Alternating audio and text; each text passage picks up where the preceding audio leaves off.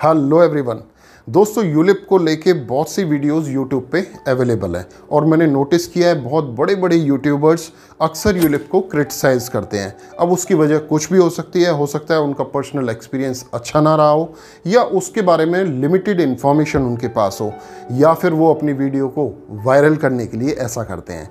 लेकिन मेरा मानना है कि कोई भी फाइनेंशियल इंस्ट्रूमेंट जो बेसिकली IRDA या बड़ी गवर्नमेंट अथॉरिटीज से अप्रूव्ड है, वो एक टारगेट ऑडियंस को ध्यान में रखते हुए डिज़ाइन किया जाता है और हर एक फाइनेंशियल इंस्ट्रूमेंट किसी न किसी टारगेट ऑडियंस के लिए एक सुइटेबल प्रोडक्ट होता है। लेकिन इसके लिए ज़रूरी है कि उस प्रोडक्ट के बारे में सही से जानकारी आपके पास होनी चाहिए। यूलिप क्या है, कितने तरह के यूलिप प्रोडक्ट्स मार्केट में अवेलेबल हैं, कैसे आप एक यूलिप प्रोडक्ट को म्यूचुअल फंड के साथ कंपेयर कर सकते हैं, या कैसे एक ELS स्कीम के साथ इसे कंपेयर किया जा सकता है, ये सारी इंफॉर्मेशन आपको मिलेगी हमारी आज की वीडियो में। लेकिन इससे पहले मैं आपसे रिक्वेस्ट करूंगा कि अगर आपने हमारा चैनल अभी तक सब्सक्राइब नहीं किया है तो जल्दी से चैनल को कर लें सब्सक्राइब और बेल आइकन को प्रेस करना बिल्कुल ना भूलें। तो आइए शुरू करते हैं। This is me Dharmveer Singh and you are watching आपके फायदे की बात।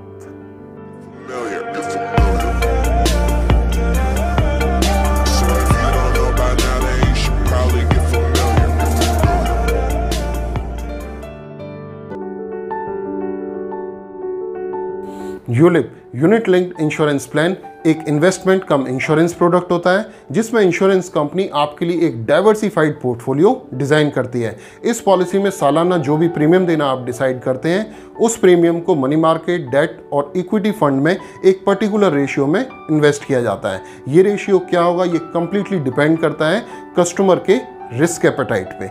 इसी के साथ पॉलिसी में आपको इंश्योरेंस कवर दिया जाता है जिसकी मदद से न सिर्फ आपकी इन्वेस्टमेंट पे मिलने वाली रिटर्न 100% टैक्स फ्री हो जाती है अंडर सेक्शन 80C, बल्कि भगवान न करे अगर हमारे साथ कोई मिसहैपनिंग हो जाए तो उस केस में हमारी फैमिली को एक मिनिमम रिटर्न की गारंटी मिल जाती है, जो कि हमारे पॉलिसी का सम इंश्योर्ड जो कि प्रीमियम का 10 गुना होता है, या फिर फंड वैल्यू जो भी ज़्यादा होता है वो कंपनी हमारी फैमिली को पे करती है।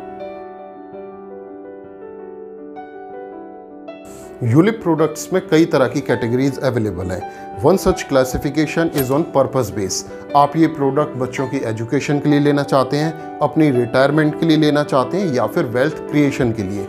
इन सभी कैटेगरीज में पे आउट एक डिफरेंशिएटर है जो कंपनी आपको पे करती है आपके गोल के हिसाब से। Another classification is on basis death benefit. इसमें आपको टाइप 1 और टाइप 2 प्रोडक्ट मिल जाते हैं। टाइप 1 प्रोडक्ट में इंश्योर्ड पर्सन के साथ कोई मिसहैपनिंग होने पे बेनिफिशियरी को सम इंश्योर्ड या फंड वैल्यू में जो भी ज़्यादा अमाउंट होता है वो कंपनी पे करती है, और टाइप 2 प्रोडक्ट में इंश्योर्ड पर्सन के साथ मिसहैपनिंग होने पे बेनिफिशियरी को सम इंश्योर्ड के साथ साथ फंड वैल्यू भी पे की जाती है, यानी कि दोनों अमाउंट बेनिफिशियरी को पे किए जाते हैं।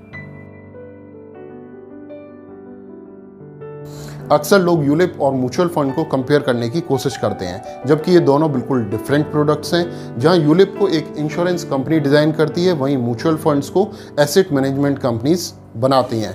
लेकिन दोनों ही प्रोडक्ट्स को क्वालिफाइड फंड मैनेजर्स के द्वारा मैनेज किया जाता है, इसलिए दोनों में ही हाई रिटर्न देने की पोटेंशियल होता है। आपके लिए बेस्ट इन्वेस्टमेंट ऑप्शन क्या है, ये कम्प्लीटली डिपेंड करता है आपकी रिस्क टेकिंग कैपेसिटी और आपकी रिक्वायरमेंट पे। अगर आप एक लॉन्ग टर्म के लिए पैसा इन्वेस्ट करना चाहते हैं जिसमें आपको एक डाइवर्सिफाइड पोर्टफोलियो चाहिए, इंश्योरेंस कवर चाहिए और आपको आपकी इन्वेस्टमेंट पे टैक्स फ्री रिटर्न चाहिए, तो यूलिप आपके लिए एक बेहतर ऑप्शन हो सकता है। लेकिन वहीं अगर आपको शॉर्ट टर्म के लिए पैसा इन्वेस्ट करना है, अपना पोर्टफोलियो आप खुद से या अपने फाइनेंशियल प्लानर की मदद से मैनेज कर सकते हैं, आपको इंश्योरेंस कवर की रिक्वायरमेंट नहीं है और 80C का टैक्स बेनिफिट आप किसी और फाइनेंशियल इंस्ट्रूमेंट से ले पा रहे हैं, तो ज़रूर आपके लिए म्यूचुअल फंड एक बेहतर ऑप्शन हो सकता है।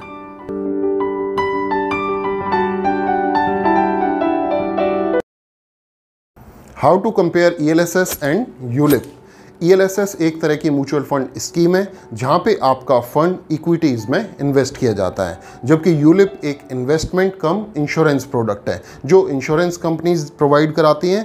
यहाँ पे आपका पैसा इक्विटी के साथ साथ डेट इंस्ट्रूमेंट में भी इन्वेस्ट किया जाता है, जिसकी मदद से आप मार्केट कंडीशंस के हिसाब से अपने फंड्स को स्विच करा पाते हैं।